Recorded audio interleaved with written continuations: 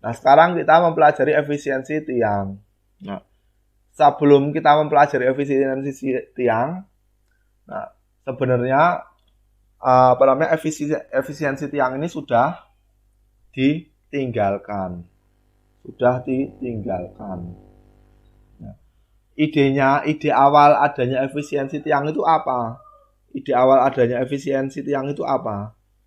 Ide awal adanya efisiensi tiang itu karena tadi ini ada pondasi tiang, terus tadi ini daerahnya overlap, daerah tegangannya ini overlap.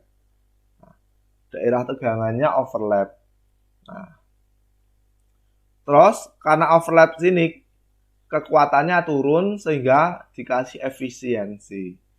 Nah, khususnya efisiensi rendah.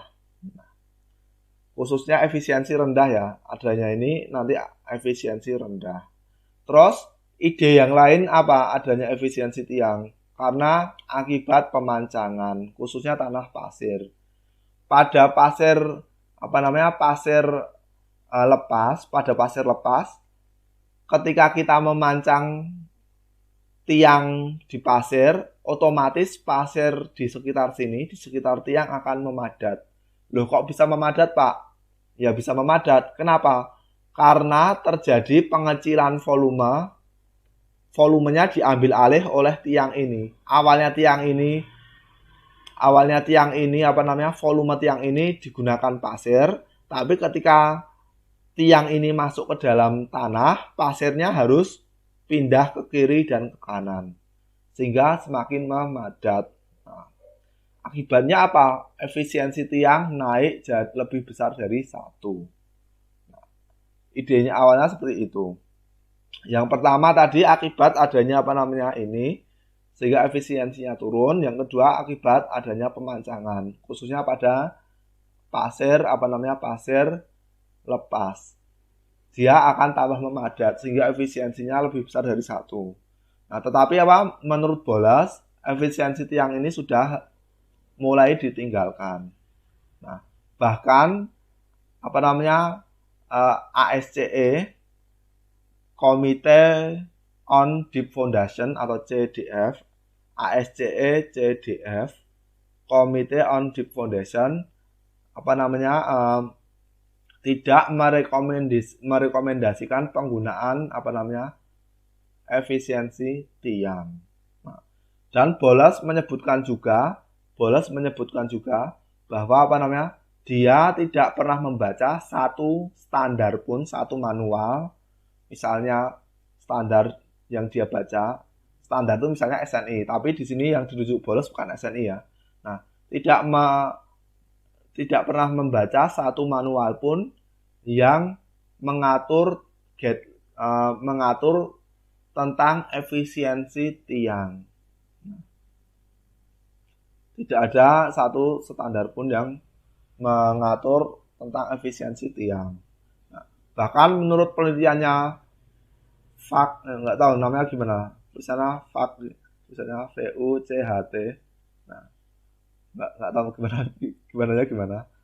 Saya bacanya FAK ya. FAK dan O'Neill.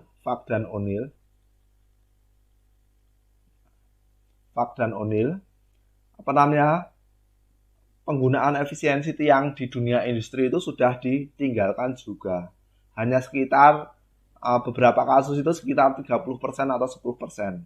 Nah, nanti silakan dibaca sendiri di bukunya. Nah, terus tetapi pada kasus-kasus tertentu, misalnya tadi pada tiang friksi,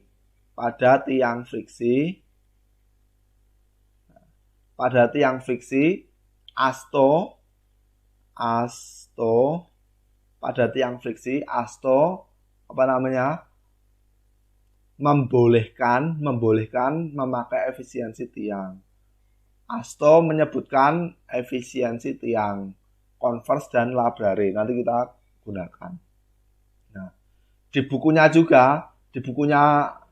Braja M. Das, Nah, yang memakai efisiensi tiang itu hanya tiang friksi khususnya di tanah granuler, di tanah pasir. Nah, terus pada tanah lempung Baja MDAS tidak memakai friksi, tidak memakai efisiensi tiang. Terus pada boles pada tanah pasir biasa yang bukan tiang friksi, dia juga tidak memakai efisiensi tiang. Atau kesimpulannya menurut kesimpulan saya ya, nanti mungkin adik-adik bisa mengeksplor lagi, efisiensi tiang ini hanya dipakai pada tiang friksi, khususnya tanah granuler. Nah, saran saya itu tiang friksi pada tanah granuler. Selain itu nanti kita pelajari lagi. Nah, efisiensi kelompok tiang pada tiang friksi. Efisiensi tiang itu dinyatakan ini H group, kapasitas dukung grup. Nah, kapasitas dukung grup dibagi HU itu kapasitas ultimate tiang tunggal. Nah, ini menyatakan efisiensi. Perbandingan antara kapasitas dukung ultimate tiang grup dengan kapasitas dukung tiang tunggal itu namanya efisiensi. Nah, efisiensi ini nanti ada beberapa rumus. Jadi nanti kalau kita nulis Hg sama dengan efisiensi dikali sigma HU. HU tiang tunggal. Ini ya. Nah, ini di buku Meyerhof ini efisiensi tiang tunggal untuk friction pile, khususnya di tanah lempung. Di tanah pasir. Ini untuk friction pile. Efisiensi sama dengan 1 min dalam kurung N1 min 1 kali N2 plus dalam kurung N2 min N1 kali N1 dibagi 90 kali N1 N2. Terus dikali theta. Theta itu dalam derajat, bukan dalam radian. Kalau adik-adik ngitung pakai Excel atau pakai kalkulator, harus diperhatikan dalam derajat. Jangan sampai hasilnya dalam radian. Nah, ini ya. Terus metode yang lain Los Angeles Group. Nah, D tadi diameter, D ini jarak. Nah, 1 min diameter kali N1 per Pi D N1 N2. N1 N2 itu kolom dan baris. Terus kali N1 kali dalam kurung N2 min N1 ditambah N2 kali N1 min 1 ditambah akar 2 kali N1 min 1 dikali N2 min 1. Nah, ini Los Angeles Group. Terus menurut Scheller-Kini ini efisiensi tiang ini bisa dibaca sendiri 1 min dalam kurung 11 jarak tiang dibagi 7 kali jarak tiang kuadrat min 1. Terus dikali N1 plus N2 min 2 dibagi N1 plus N2 min 1. Tadi di dalam kurung terus ditambah 0,3 per N1 plus N2.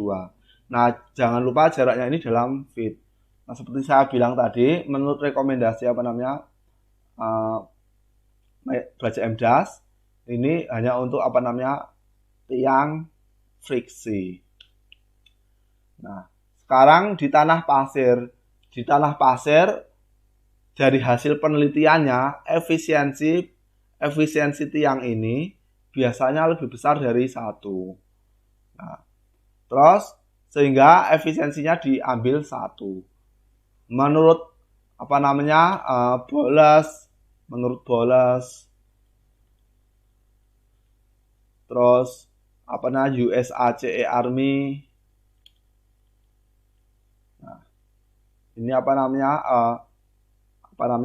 efisiensi tiangnya 1, sehingga kapasitas dukung grup itu jumlah tiang N1 kali N2 itu kolom kali baris, berarti apa namanya jumlah tiang dikali kapasitas dukung tiang tunggal.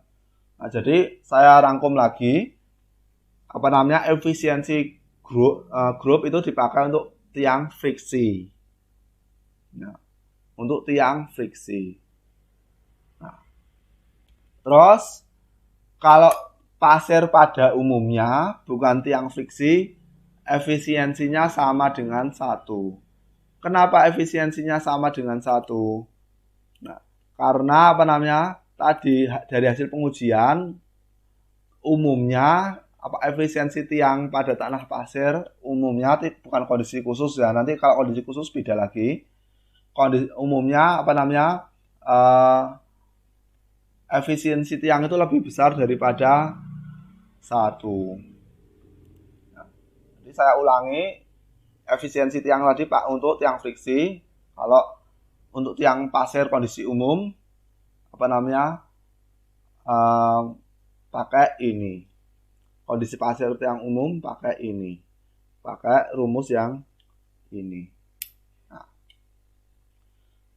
Nah, dari ASTO tadi ASTO menyarankan atau membolehkan penggunaan efisiensi tiang di tiang friksi.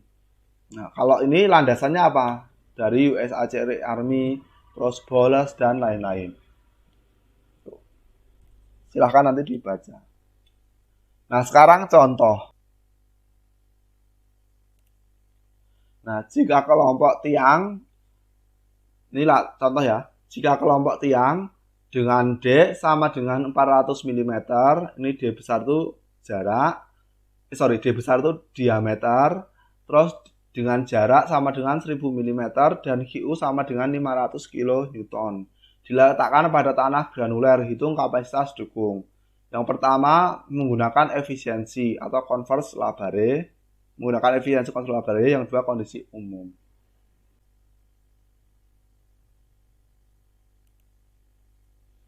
Nah, sekarang yang A. Ini misalnya N1 jumlah tiang dalam satu baris, berarti jumlah kolomnya ini ada 5, terus dia jumlah tiang dalam satu kolom, ini misalnya 3. Terus phi-nya inverse tangan D diameter per D, ini sama dengan 21,8 derajat. Nah, phi-nya dihitung, efisiensinya dihitung pakai rumus yang tadi, dapat 0,64. Nah, sekarang kapasitas dukung ultimate tiang grup berapa? 0,4 dikali 5 dikali 3 dikali 500 sama dengan 4.800. Nah, sekarang kondisi umum. Kalau kondisi umum mudah, langsung kita kalikan 5 kali 3 kali 500. Kalau di tanah pasir ya, 7.500. Nah, kondisi umum yang saya bilang tadi, misalnya gimana? Misalnya apa namanya? Misalnya lapisan tanah lunak jauh dari apa namanya? Dasar pondasi. Kondisi umum tadi misalnya salah satunya